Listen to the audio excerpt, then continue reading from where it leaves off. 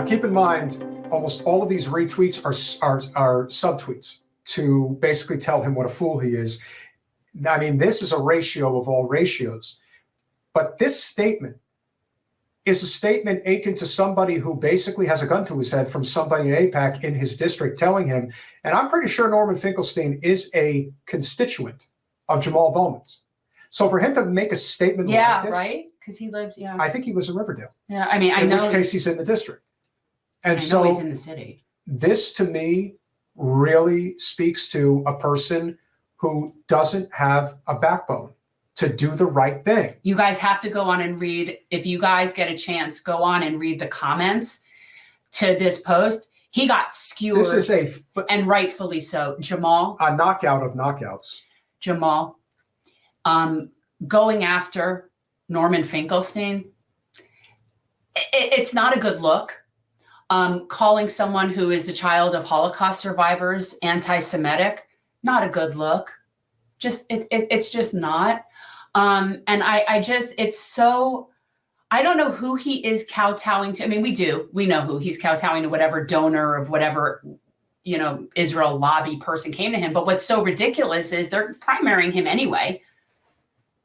And the guy who is trying to primary him is basically running a very similar campaign to the one that Chantel Brown ran against Nina Turner. Yeah, Metalopoly, he is the fire alarm guy. And he still has a job because, unfortunately, that's not fireable, apparently. He claimed it was a mistake. Although I did say at the time that if it were something that were fireable, that rule should apply to him as well. But I don't know what the rules are there. And I also don't know what they did in terms of him getting due process. I really don't know. But yes, it's the fire alarm guy. That would also explain why Richie Torres is as big a Zionist as he is. For those of you who don't know, Riverdale is part of the Bronx, but it's the North Bronx. It's the affluent part of the Bronx. The South Bronx is where all the plight and gangs and very working people live, predominantly of Hispanic origin and Black origin. Riverdale is almost exclusively Jewish. Yeah, it's true. And you know what? I saw a clip recently, and it was actually from a long time ago. And it was a very profound person who said, I can't even remember who it was, but it's anti-Semitism used to be somebody who didn't like Jews. And now it's somebody that Jews don't like. Yeah. And that's very well said. I know. And it wasn't me, guys. It's not me. And it was an older anti-Zionist Jewish man. And I can picture it. This was from a few years ago, and I just saw it recirculating again. But it's true. Anti-Semitism is no longer somebody who doesn't like Jews. It's just somebody who Jews don't like. So it's sad but true. And that is true. He is a good man.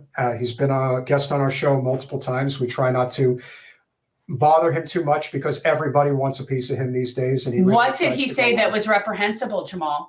Yeah. We should reach out and see if Jamaal, I'd love for him to come on and tell me what it was that Norman Finkelstein said that was Hey, listen, you're going to have a hard enough time getting Michael Gottlieb to come on this show. No, Michael Gottlieb won't come on here. Is ever going to come on here? Well, he'd come on before Michael Gottlieb would, actually. They don't want to be challenged. But I would love to know, what were Norman's reprehensible comments? Because as of yet, everything that he has said that's come out of his mouth is exactly what I think about this. Like, I honestly can't think of anything that he has said on this particular, issue as of late where I don't agree. So I don't know what it was that was so reprehensible, Jamaal. I'd love to know what was so reprehensible that somehow you're equating Norman Finkelstein as an anti-Semite, which is,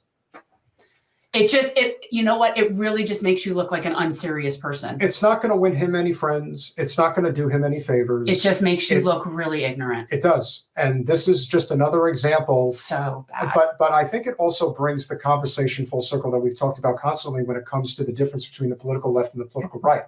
The people on the political right, especially the elected representatives, fear their base and they never want to cross them. The people on the left, and especially the ones that are supposed to be representing the left, like AOC, like Jamaal Bowman, like John Fetterman, they put their thumb in the eye. Yes, big dumb animal. I'm sure that's exactly what it is. I've heard pretty much every talking point that Norman has made since October 7th. I don't think it's something that I haven't heard. And yes, it is what he says is that does he condemn Hamas? And he really doesn't.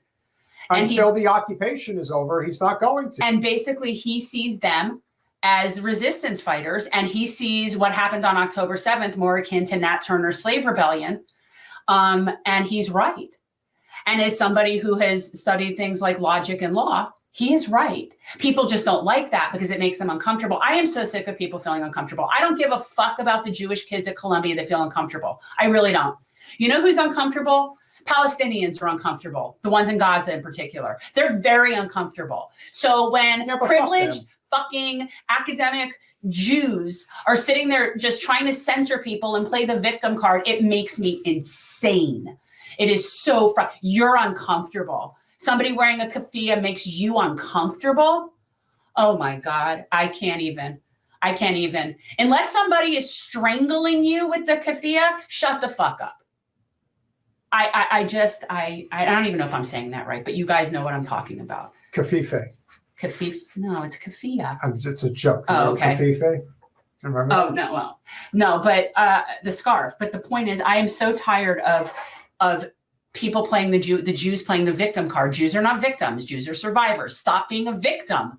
When do we stop being a victim? You aren't anymore. You're the oppressor. It's officially has switched over. It's time to acknowledge that. You're not a victim. And can I just say, money talks and justice walks. So Dean Phillips, who is committed to actually doing some type of a primary run against Joe Biden, got $1 million in corporate money from none other than Bill Ackman. And as a result, he has changed his opinion about DEI. I'm sure he has. Surprise. I'm sure he has. Dance on the string, baby, because that's what the money does for you. They tap dance like Bojangles, man. It's ridiculous. But it's, kaffife. Yeah, right. I remember that. It was the kaffife. That's great. Right. But no, I'm talking about the keffiyeh. I sounded like a right-winger complaining about snowflakes. Please, Metal, I always complain about snowflakes. I've been saying it for a long time. You will not survive this world. And here's the thing. Put your big boy pants on. Yeah, and that's where I separate from a lot of people that are traditionally thought of as leftists, because I don't do that. This is where I'm very libertarian. You gotta live in the real world. Suck it up, Buttercup. Really? I am also somebody who went to camp. I am somebody who has actually knows how to be out in the world and has done suck it up. Okay, I'm Gen X. There's somebody. We solve problems before we could call our mommies on our cell phones. Oh yeah. I honestly, and here's the thing also more importantly about me, and I've said it before, I do not care about people's feelings. I really don't. Feelings are very interesting. They come, they go. We all have them. Sometimes I'm happy, sometimes I'm sad. I don't give a shit. I don't care about your feelings. That's for your interpersonal people to care about. I care about my friends' feelings, my family's feelings, but in terms of creating policy in the public and whatever, I don't give a shit about your feelings. I don't care about the Jewish people's feelings at Columbia University. I don't give a shit about them. The people I care about are people whose babies are freezing to death and having heart attacks. That's it. They are very uncomfortable. So I am so done with people even talking about Jewish people being made to feel uncomfortable in this country. If you are Jewish and you do not feel safe here, end it now. Just end it now. There will be nowhere else for you to go then. Seriously, you will not survive here. I am so done with it. I'm so done. I don't give a shit. Every Jew at Columbia that's uncomfortable, go fuck yourself. You're uncomfortable. Yeah. People living in tents that children are freezing to death. You're uncomfortable. The level of entitlement and privilege. It's like watching Deborah Messing saying she feels like she's at home in Israel. That's another one that I want to step outside and have some words with. I am in faith. Well, Deborah Messing needs her comeuppance just as much as at least Stefanik needs hers. There's a whole bunch of these women that just have never properly been put in their place. Yeah. And I don't come from streets that kind of thing, but I am Gen X and I grew up where we had to take care of ourselves and I got myself home and there were fights and I've been hit and I've been in fights and you deal with shit. And these are people, and I don't care who you are. And we all know this to be true. Every single one of us at some point has been put in our place. We really have. And if you haven't, then you're somebody that people generally doesn't like. Not Debbie, not Marjorie Taylor Greene. But people know what I'm talking about. As a human being, especially, and again, I'm Gen X. We didn't tolerate bullshit amongst ourselves. It was suck it up, man. And so it's a lot of these people just strike me as women that have never properly been put in their place. And I say that not as in any sort of patriarchal way, not in any man-woman way. We're all sharing and coexisting together and you are a spoiled fucking brat and need to be put in your place kind of way. That's what I'm talking about, not in a male-female way. Thank you, JM. Really appreciate the $2. Yes, lest I be called a misogynist. Well, sure. Yes, I think all people at some point get a little too big for their britches. And all people need to so many. Because they're not native to that part of the world. That's the thing. I don't think that that's true, though. It is actually true. This was brought up the other day. It's very interesting. According to Rania Kalik of Breakthrough News, friend of the show, great gal. They're being smited. There is no, like boils. Skin cancer is the highest in the world in Israel. That's not a mistake. And we know why. Maybe you all white people shouldn't have moved to the middle of the desert where you actually are not from, other than at some point we all are, right? Like we all come from one black woman in the middle of friggin' the crescent of the earth. But other than that, where is that believed to be? I want to say it's like somewhere in Ethiopia or something like that. So. It's somewhere it's somewhere in Africa. It's like the whatever. The point is, we're all ultimately all from there. But I'm talking about in relative, modern times. If you are white, you are not from the Middle East. You're just not. You burn. Yeah, that's the thing. You know what? And you look ridiculous saying that that's where you're from. Deborah Messing, you look like a fucking moron. Yeah, talk about the poster child for just... I feel like I'm home. Are you fucking kidding me? Your home is like on the Upper West Side. Get over yourself. Noah Tishby. Another one who is, I don't know who that is. Spokesperson for Netanyahu, who's also not from there. I think she's from England. They're all from other places. They're all white. They're Russian. They're French. They're German. They're all white. And they're sitting like... It is the most ridiculous thing. And what's going to end up happening? They're going to all end up voting for RFK. That's going to happen. Because if he doesn't change his stance, it's going to be absolutely crazy. Thank you, Chris. We are, and thank you for appreciating. Yeah. And you too. I'm hungry. Are you hungry? I am hungry. Yeah. But I'm also like a little bit toasty.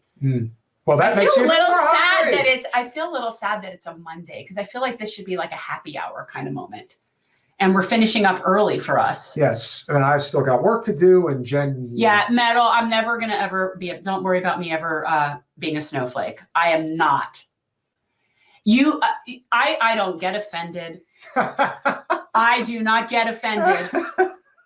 You do burn at night. You probably do. You're probably pasty as shit, man. I know it all too well, my friend. He's pasty, but he's pasty. Yeah. But I can get cold. Yeah, nobody is going to offend me. It takes a long time. I don't get offended. Actually, no.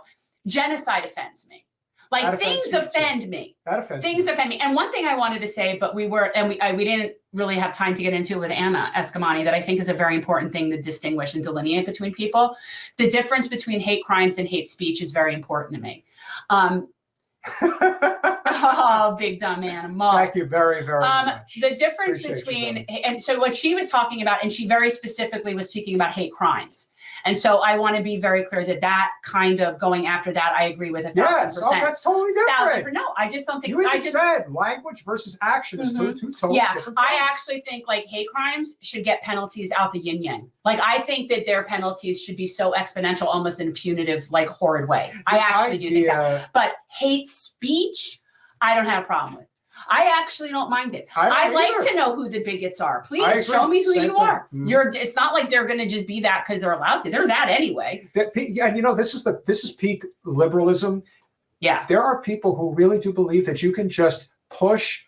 You can push all hate out of the world. Like but you can't do it. Like they can just legislate that by saying that anti-Zionism is anti-Semitism. Like if you just put that in writing and we all agree to it, then everyone will stop picking on the Jews. No, Mike, they're never going to stop picking on the Jews because people can be assholes. And but this so is going what? to make it so much worse. But here's the thing. So people don't like you because you're Jewish.